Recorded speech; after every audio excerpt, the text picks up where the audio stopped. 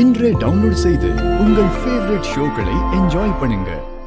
இதுல 5 லட்ச ரூபா பணம் இருக்கு. இந்த பணத்தை வச்சுக்கோங்க. எங்க ஏன் அப்படி பாக்குறீங்க? வச்சுக்கோங்க.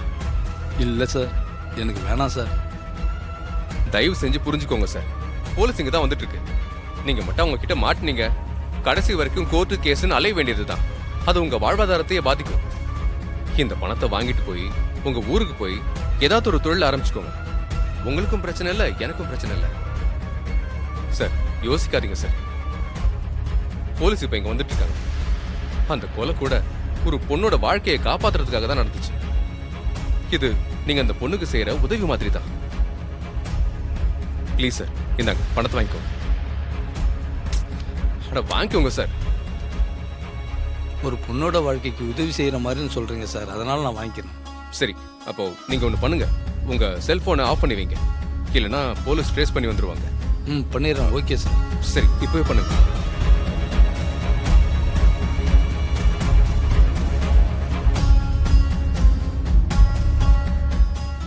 ஆஃப் பண்ணிட்டேன் சார். சரி, நீங்க உடனே இந்த வீட்டை விட்டு கிளம்புங்க. ஓகேவா? ஓகே சார், நான் இப்பவே கிளம்புறேன் சார். சரி சரி, நீங்க முதல்ல இந்த வீட்டை காலி பண்ணி ஊருக்கு போய் சேருங்க. புரியுதா? கிளம்பிடுறேன் சார். சரி, நான் கிளம்புறேன். சரிங்க சார்.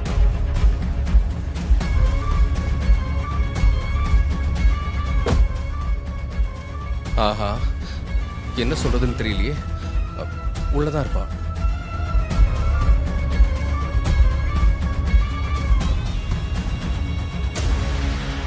அதோ சூரிய மாமா வந்தாச்சே.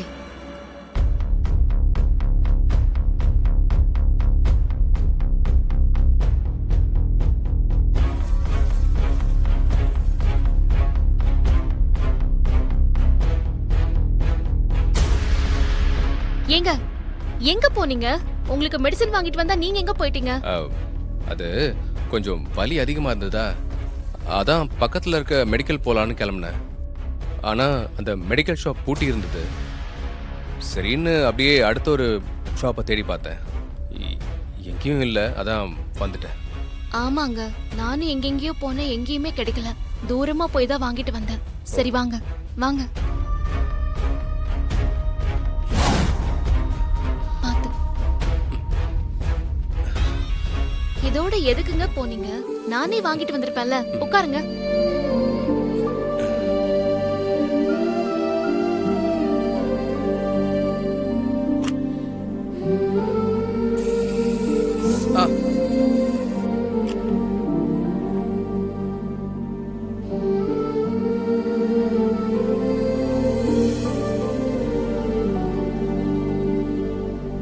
இப்ப பரவாயில்லையா? ஓகே தான். ஆமா, நீ எங்கேயோ கிளம்பணும்னு சொன்னல? ஆமாங்க. நீ போயிட்டு வா. சரிங்க, இப்ப பரவாயில்ல. பாத்துக்கோங்க.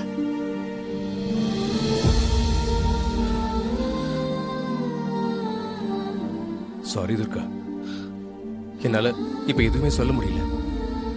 எல்லாம் குந்தவையோட கல்யாணம் வரைக்கும் தான். அதுக்கப்புறம் என்ன நடந்தாலும் நான் வந்து உங்ககிட்ட உண்மையை சொல்லிடுவேன்.